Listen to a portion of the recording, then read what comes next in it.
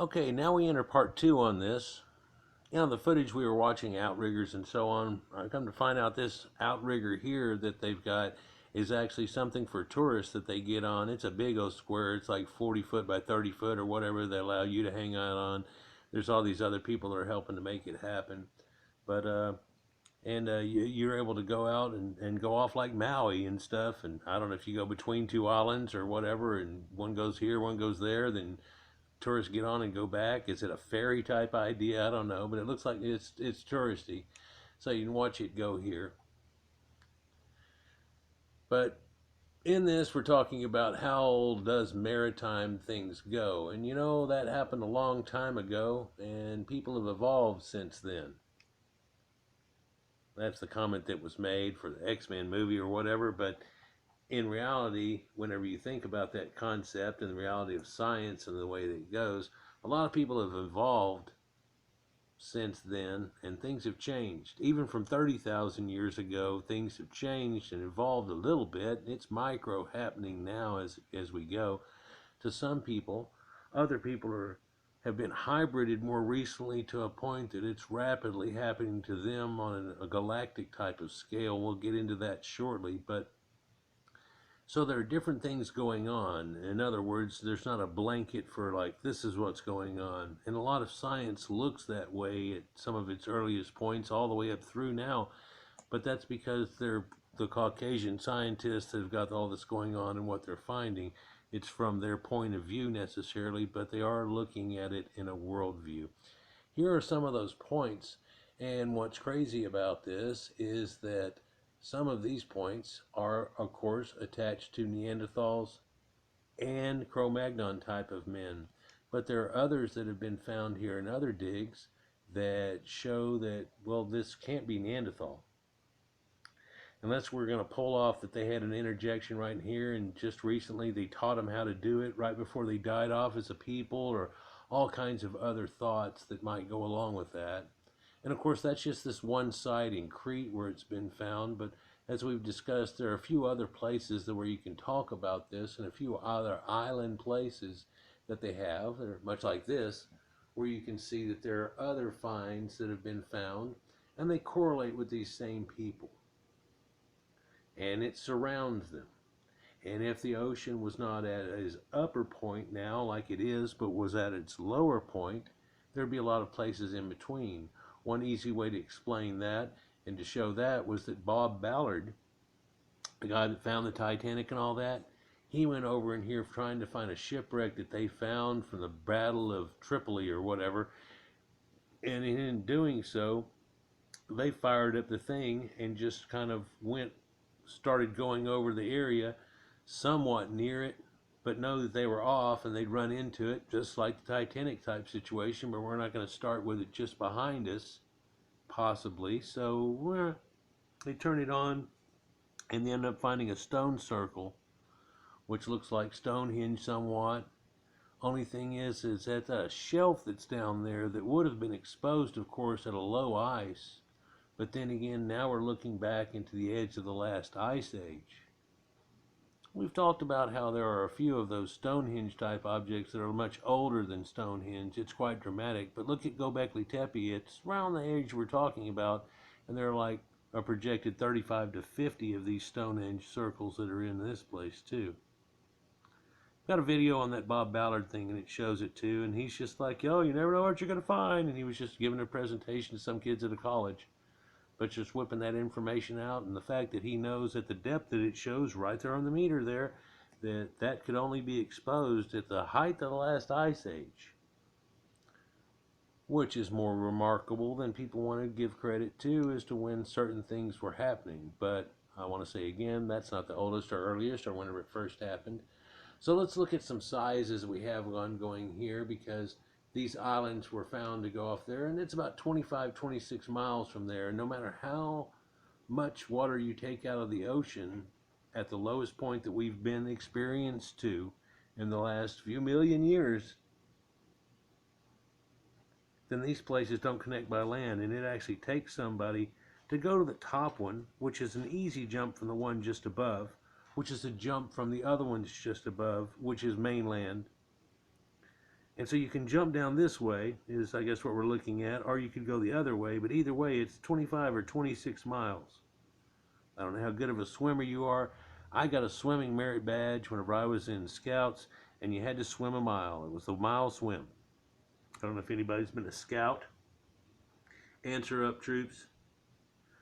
But in doing so, we had to swim all the way across Lake Texoma from this point to that point, and it was about a mile. After we got through the whole thing, we found out it was like 1.1, almost 1.2 miles. And then what us kids did, because we thought we were stupid and cocky, as opposed to waiting for this other big boat to come get us, and then we all went back in little ferries on the way back, some people decided, well, we'll just swim back now, which some people couldn't make it. I ended up making it, but I was so exhausted, should have never done it. I'd say about half of us made it, about half of us didn't. I'd say a third of us couldn't even make the first mile across it and had to be pulled into a boat. And they had them there just to make sure kids weren't going to drown. No, we didn't have life vests on either. It was amazing what could go on back then, but as opposed to what would probably go on now today and stuff, and all the kid gloves type things that go on. But there's no way that you could swim 26 miles. No, I saw this Niedermeyer girl swim across the English Channel. In fact, she did some other thing and had a shark cage around her and got bit by jelly. One super athlete, marathon, the person, is not what we're talking about. There's a group of people doing this, even on this little small island, and of course on Crete from before, that shows that they came across in water to a depth and to a distance enough that it is maritime. I don't know why we're getting so much flack on this as it is, but oh no, you got to realize there's still some of those people that think the world is 6,000 years old. Noah made the first boat, and that we thought the world was flat till we figured out that the Bible was lying to us and it's round. Whoopsie. Let's continue. So these measured distances you can see here are not within swimming range, and they're not within grab a log and things like that that they talk about. And of course we're talking about island hopping. So here we go island hopping, where there's a distance of 34 miles, a difference of 32, but if you take the shortest point, it's about 23. Only 8 between that other little island, but now there becomes 3 jumps over here or 2 jumps over here, and they're both too giant to talk about. There's people on there. Oh, well, they just floated off on a flotsam one day. People can try to come up with all kinds of apologetics. That's not true, and by the way, there are more than these instances to show. This is just one that they know for a fact, that by looking at it, you can go, here's the data, here's people here. Here's the toolkits too, so you can quit going with all that. This was only Neanderthals, because at the time in question, and when it was still water. Here's Cro Magnon man. In fact, I'm about to show you Cro Magnon man before Neanderthal in certain areas and things like that, which also kinds of disrupts the whole machine. And then I'm going to show you something that disrupts the whole little, well, it all went linear, just like that evolutionary chart, right? Well, it did kind of for some people, and they tried to give a blend in that, and it's not actually true. 3 of the things in that have never been found, and Lucy isn't really connected totally either. There's a huge difference between all that that's going on and stuff, and they're trying to make a Einstein equation of all fits one, and it does not work that way. In fact, the more you look at it, the more you realize, no, didn't work at all like that. But we're probably going to have that issue for generations to come. It seems like with issues about ourselves versus even science, which you can see has problems. But if it involves humans in any way, shape, or form, there's going to be trouble with it. And with our modern paradigm, if you start talking about people, and people used to have darker skin at one time, instantly some people think that it would look like this, as opposed to somebody that was still a Caucasoid kind of guy that had a tan. And you get these weird ideas and things that come out of that that aren't true really either. And you can take math and science and everything that we know and try to put it all together and see what really is the factor here, and where did humanity come from, what is its stems. And this is really about boating, but I'm going to go with a flavor of like, okay, these are soups, and so we're talking about soups. Now, when we talk about the boating thing, that's just one little Thousand Island soup. But it's kind of real similar to the other soup we had last week on the show, and kind of similar to another soup we had here. And really, the difference between this one and that one is just chicken or beef. And then over here, you only add a couple of spices and take one thing out. It's totally different, isn't it? Isn't that amazing? How about if you add pasta to this one, it becomes something else? Hey, now I'm starting to get hungry. So let's try to get on through this and perhaps have a little bit more time to eat. So we have this idea of Apodema Cave, and this is that idea where we're looking across here, and this distance is 100 miles to try to make it across there. Well, if you try to island hop across that one that's in the middle there, it's only like 46, and then you get on the other side of it, it's only like 40 or 38 to the mainland, and then you can skirt the mainland around like that and end up in that place. And ideas like that are totally understood, I guess, you know. But in this fact, this is somebody that apparently went over 100 miles. Oh, by the way, I do see a little island right here right now that's like 25 miles out. So you could hit that one and then go another 30 and hit that one and then go another 35, 40 and hit this and then come around the corner. There's a few little variations on a theme, but all of them involve maritime. And the only other thing that I can think of now is that at this point, they had trained dolphins, and they would just all grab on the back of dolphins, and dolphins would take a ride with them and everything. And if they ever ran into sharks or anything, there would be this incredible battle, and they would all save you, and then jump back to dolphins, and you could go. Oh, people back then could hold their breath for like 20 minutes too. So if they needed to dive or do anything like that, to hide themselves from other maritime people that don't exist, by the way, then they could do that too. Oh, well, let's quit talking about stupid things. We're about to get into something that has more of a connection to these people that are there, because strangely, the only critique I can give from this presentation that I'm using as my secondary point of this presentation is that whenever he points at these and everything, he actually showed that form there, which is known to be a Homo erectus form. Am I correct? It's one of the ones that they've done redepictions of, but he called it a Neanderthal. Then he did it again too. So kind of crazy. And then later he says something about Homo erectus weren't known to ever have any type of this stuff and everything else, but that's like a third party note whenever he shows them there. So there's other connections here where we're looking at Jordan and this place that's right in the Holy Land and a cave that was found there.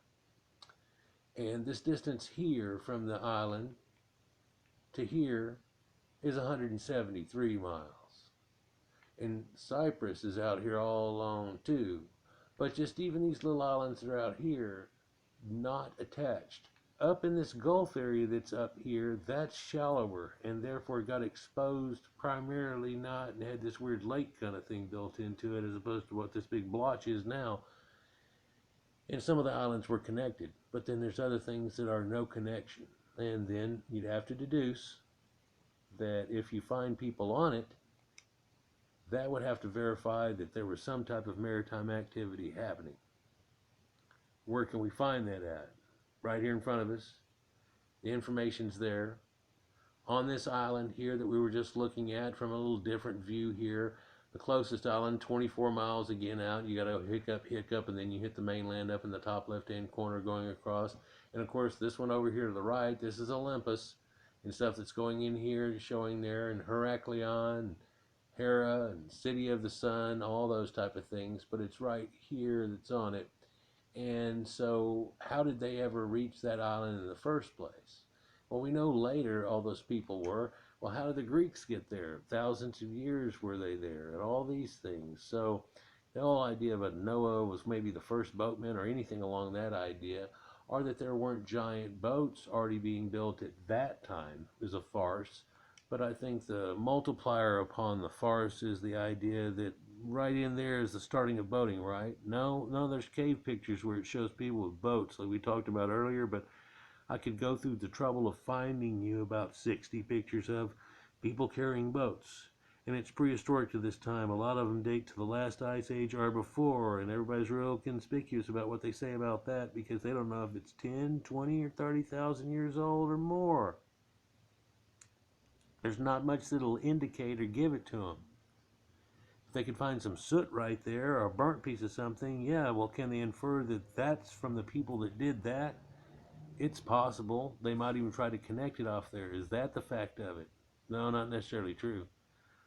So, but if there's some soot on the walls and they get a carbon dating off of that, that would probably help too. But is that soot created at the time that that picture was? Was that the torch being held whenever the guy made the picture? You know, so there's all these issues that go with archaeology that are like that. It's one reason I didn't get deep in the study, because like at one point you're trying to attach it desperately to everything that came before, but at the other hand you have to keep it so wide open you sound ambiguous as crazy, and you can only work on another person that just had this one little part and things like that, that it's nobody can just step out and say things like I'm saying right now versus what you currently think. Well, in academia you can, because a lot of them know all these other things.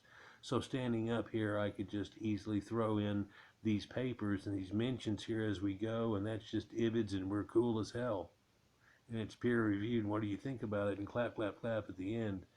Versus if you went someplace else that wasn't attached to academia and started saying things, anything along this line, oh my gosh, you're Ray, and all these silly things. It's a modern concept. In fact, it's a social construct.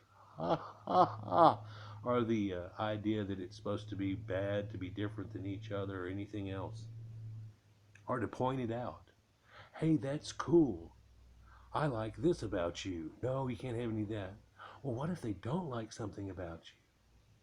Oh no. Well, feelings and sticks and stones will break your bones, and just words can hurt you and everything. Isn't that the way this? No, the song didn't go like that.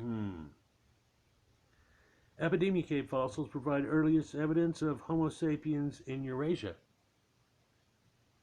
There's a skull fragment found in Greek caves suggests modern humans were in Europe more than 200,000 years ago. So this kind of ruins the out of Africa theory, the concept that went out of it too, and because these people have a Caucasoid appearance. And then recently I tried to make the idea that these people that are leaving out of Africa were already pre-proto-Caucasoids, and somebody tried to laugh about that concept as if it wasn't true. Soikeda said, no, it's true, at least 60,000 years. Whoops. And actually, always. That's what he says. They don't like that. But it's a black person finally telling you, and it's somebody much more educated than you while you're trying to lie. Can't you go on with that? Let's not go there so much, especially if we're not on the pivot subject, which we'll get onto here shortly. In fact, we might as well just go ahead and go, because this paper is written by a group of people, but one famous name that stuck out here is Chris Stringer, right above my marker there.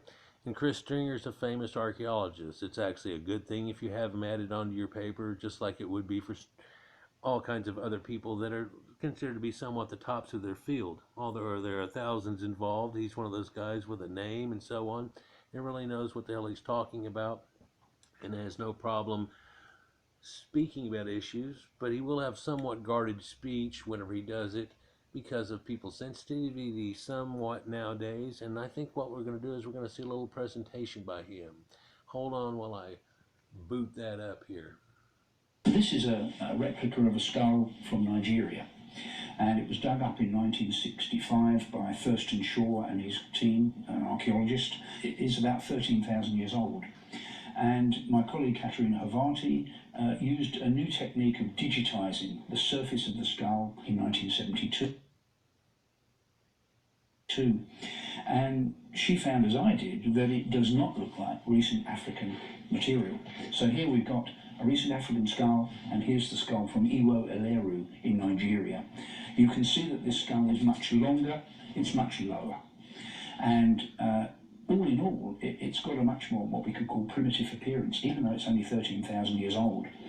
And in Katerina's analyses, she found that the nearest neighbour, in terms of the overall shape of the skull, was this specimen from Tanzania, from a site called Ngoroba, which is, we think, about 140,000 years old. So you've got a specimen that's only 13,000 years old, but it looks like it should be, another 100,000 years older in terms of its shape. So just a small break in here. Whenever I showed this on my channel, I let him go half a sentence at a time and tried to explain and point out which skull was which and all these things, which probably I didn't have to go through. Yeah, I even cringe at myself doing it sometimes. Anyhow, so that far left skull there is a modern Negroid phenotype, and it has a large brain capacity now. It's about 15% smaller than like Chris Stringer's and everybody else on the planet. But it's because there was a hybrid situation going on at about 4400 BC with somebody called Acellar Man, which we'll also look in here into a moment, just so I can clarify all of this for you and make it understood. But the other one there that's just from 13,000 years ago, he's saying, has been redated. I don't know if he's aware of it, but it's been redated to 9100 BC. So it's a little bit less. It lost about 1,200 years or something, I don't know. And so it's 9100 BC, but that's the oldest one that they find that has a Negroid phenotype in all of humanity, and it's a Homo erectus species with a small flattened brain capacity and everything as he spoke about.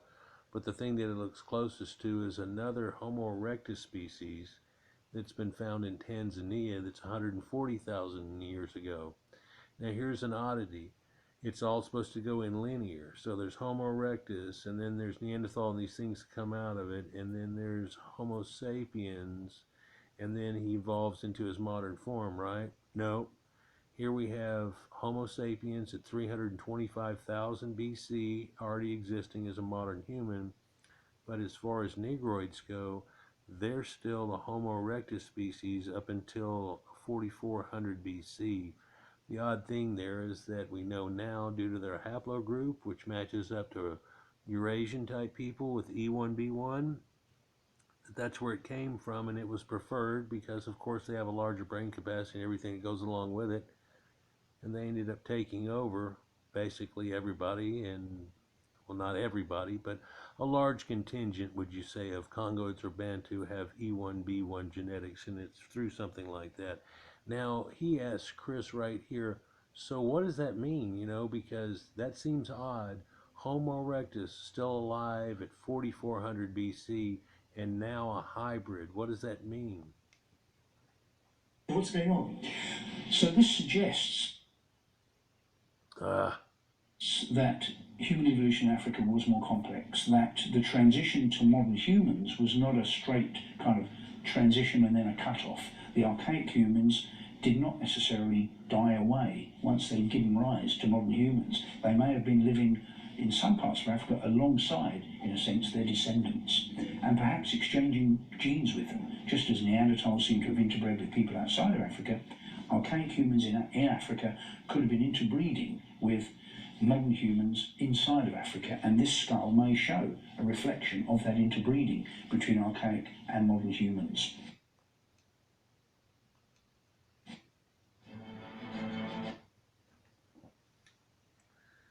So, try to unpack that last statement that goes on, because it was quite a bit of statement on what he's trying to say here. But he said something that's actually a misstatement in there somewhat, or you'd probably take it as so, because he said, well, Homo erectus gave rise to modern humans, but then they stayed around. It's not like they went away. Well, no, West Sub-Saharan Africans, which we're talking about, which he had in front of him there, aren't the ancestor to anybody. In fact, they have up to 19% genetics on them that is from an unknown ghost hominid that no one else in the world has, i.e., therefore, other people would have this. If anybody was from them, they would also have this, like the Neanderthal thing and so on he talked about.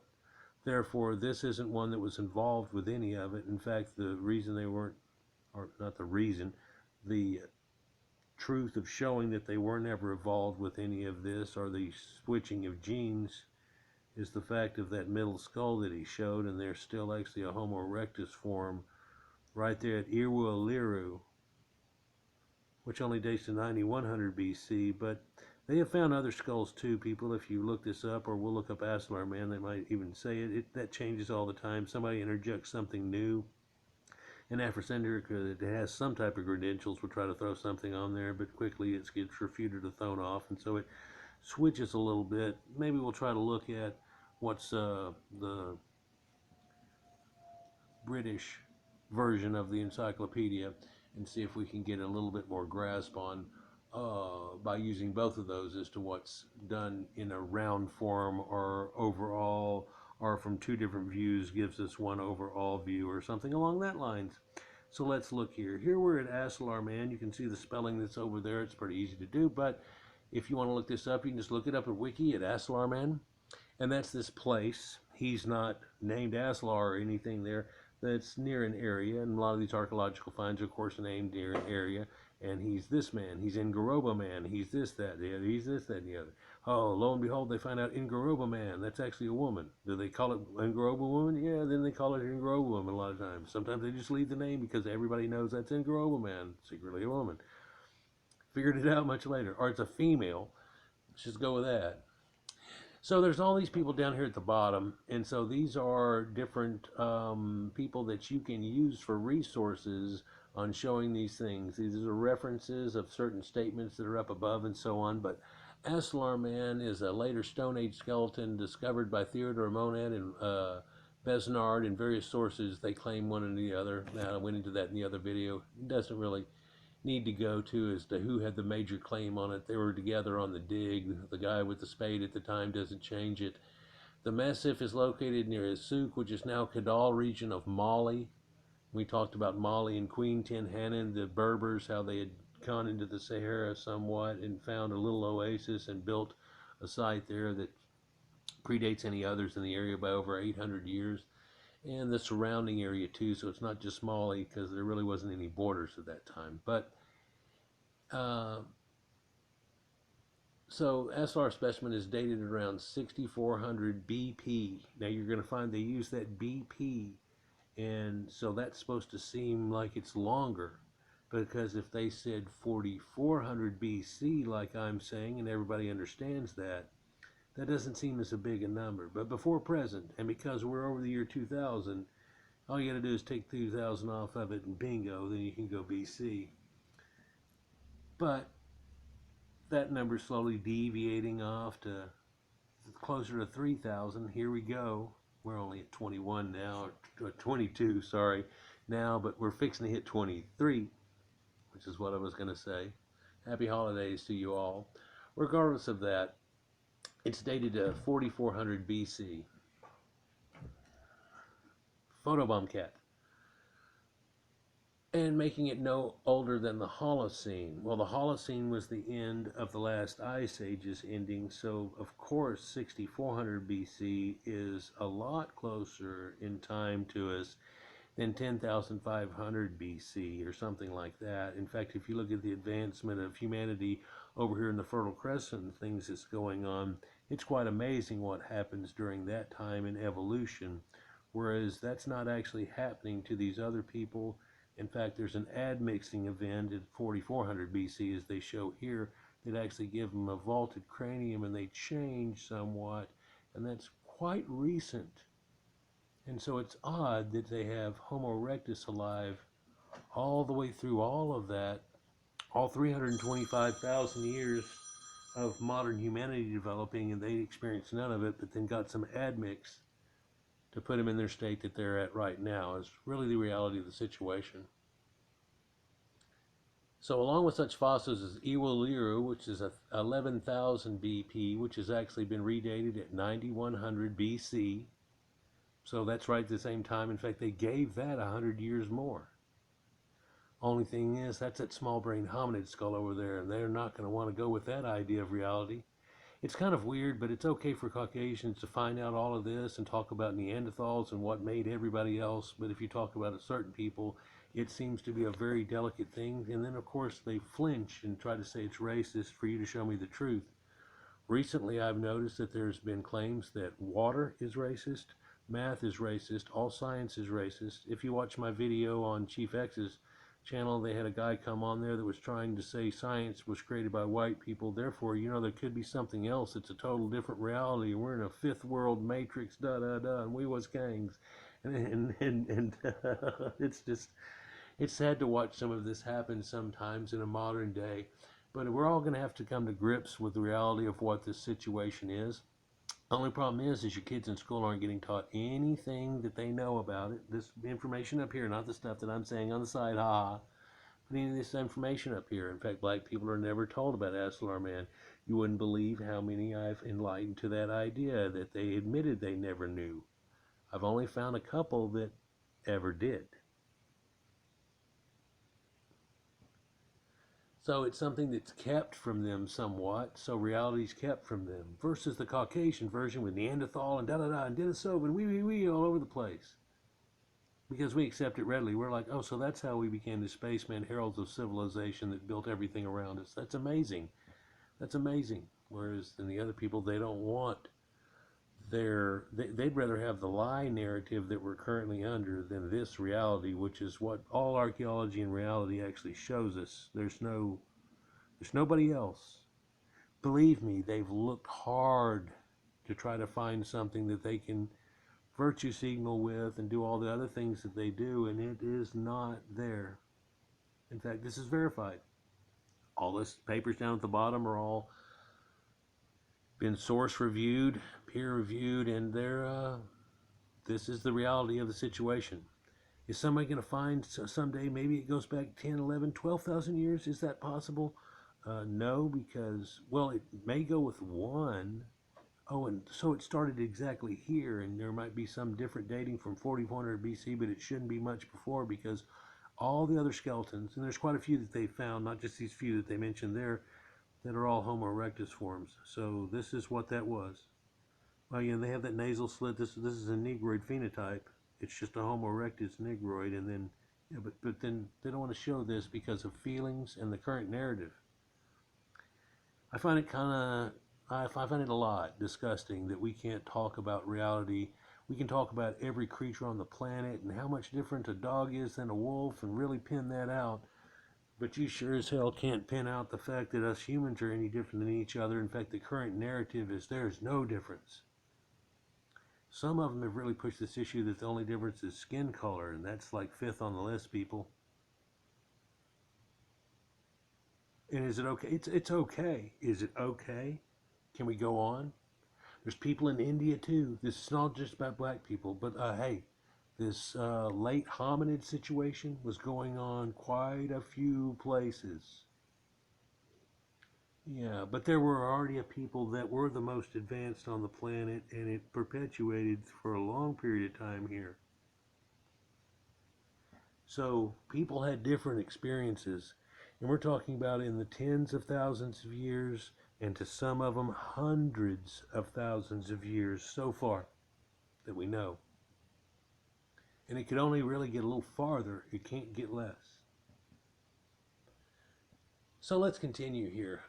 Astellar Man is one of the earliest known anatomical modern skeletons with negroid phenotype, living in sub-Saharan Africa. Older fossils with a similar morphology have also been found near Khartoum, dated between 8,000 and 5,000 BC.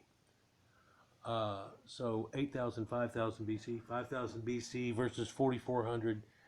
But then what they don't tell you is all those other ones that they found. Look it up. Go in deep and see what you can find. Then come back and tell me that I'm wrong.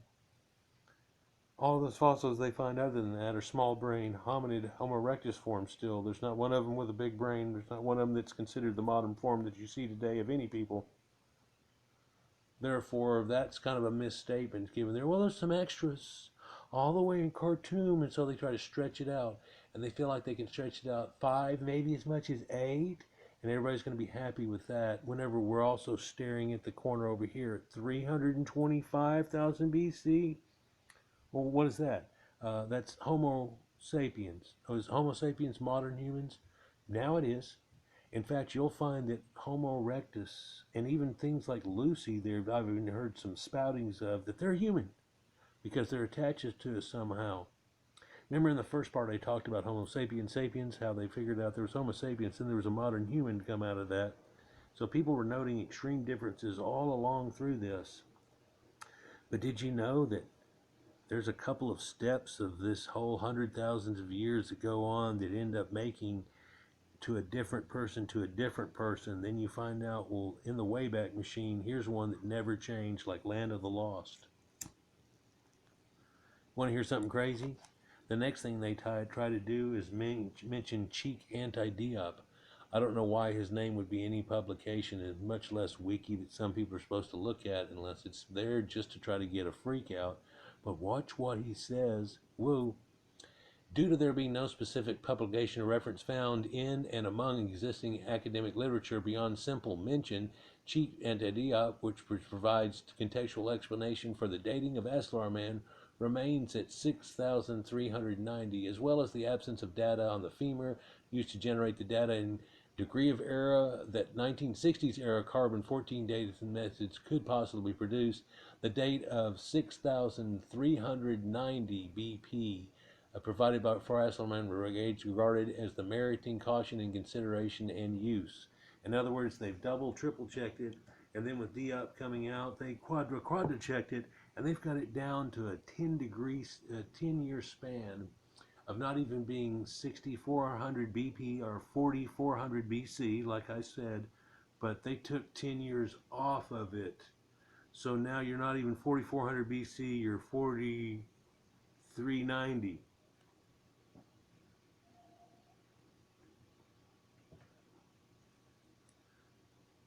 Which, if you look at the 60 years that went in between those two, it's actually 60 and another 100, or another 10. Because that figures in, because time goes on, doesn't it? History keeps unfolding.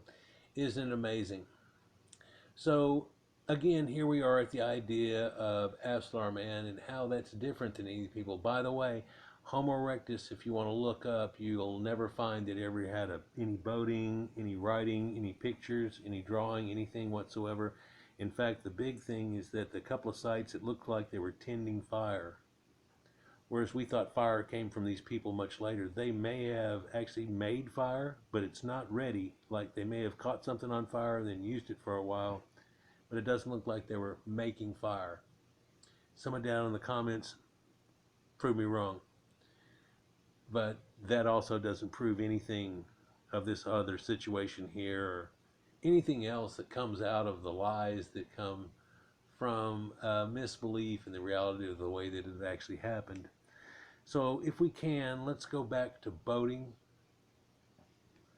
So now we're back on where we left, and there's the paper by Chris Stringer. And of course, this has nothing to do with that aspect of human whatsoever. This is actually just looking at Apodema Cave here, but using his expertise, and he's on the paper here.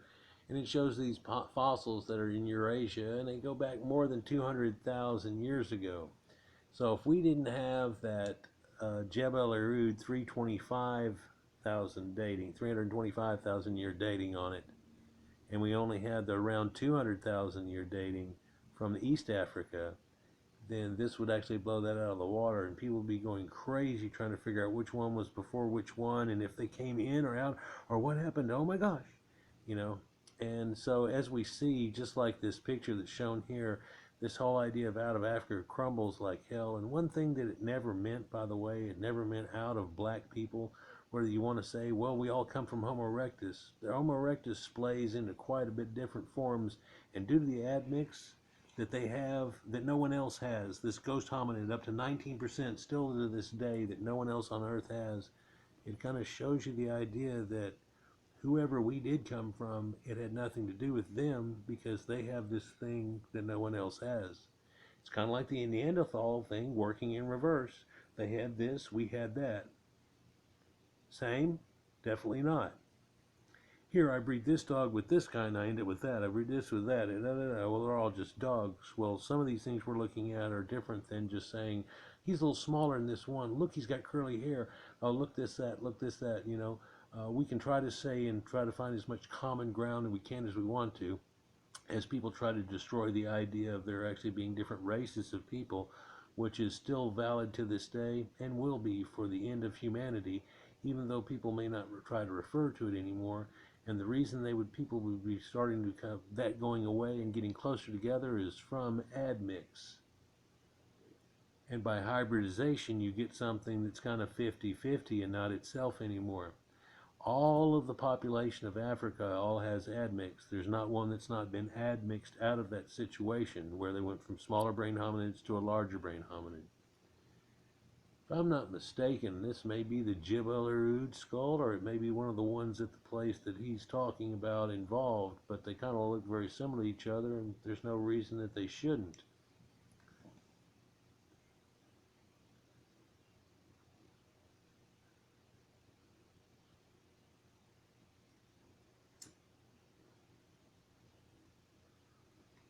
Kind of colorful, but that was used in a computer program to end up putting the thing back together from its fragmented state.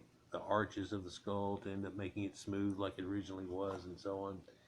So here's the thing that you can find about the Apodema fossils, and this is something that's weird because everybody goes, well, Neanderthal was here first, and he was all over the place for hundreds of thousands of years, and then later he ended up Homo sapiens, and then they turned into Cro Magnons, which is actually no longer called that. It's called early European modern humans because they still exist today. Where did all that magic changing happen? Again, it never happened like that. It never happened like that. It didn't happen from one group.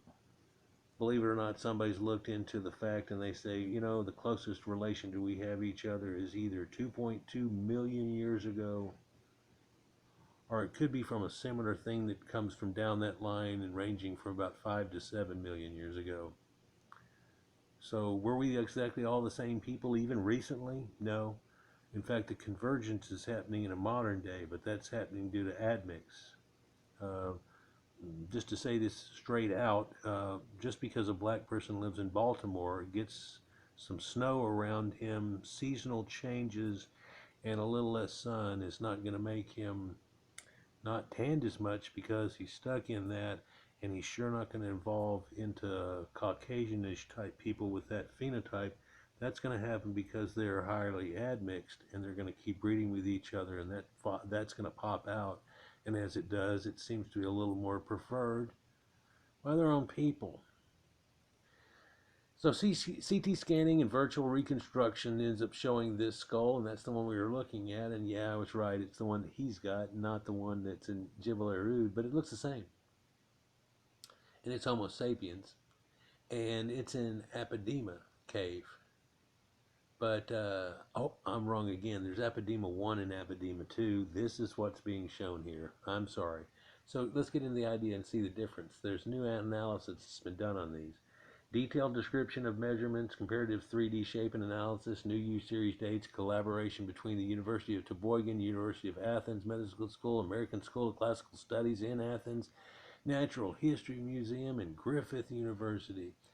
And so front and side, but whenever they look at front and side of Apodema 1, it's actually just a fragment or a portion of the skull. But whenever they look at that, these people are so well at this, they're able to look at it and go, that's not what that is. They're not two of the same thing here.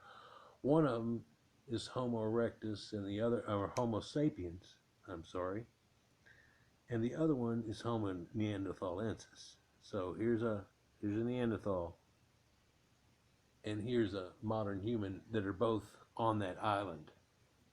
Verifying that not only did the Neanderthals go, but Caucasians were able to ride a boat at that same time. And who came up with it first? I don't know how far we can figure boating goes back or how far that Homo sapiens go back in relation, but we've got up to 325,000 years that they could have made a boat before a Neanderthal, and Neanderthal got it from them. Correct me down in the comments if I'm speaking untruth or anything, or you feel like I'm even trying to stretch the possibilities of what's shown here. So early dispersal of 8 sapiens out of Africa occurred earlier and reached farther than previously thought, reaching Europe 150,000 years earlier than previously suspected, at over 200,000 years, not at that 70,000 year date at all. And the whole out of Africa concept that they've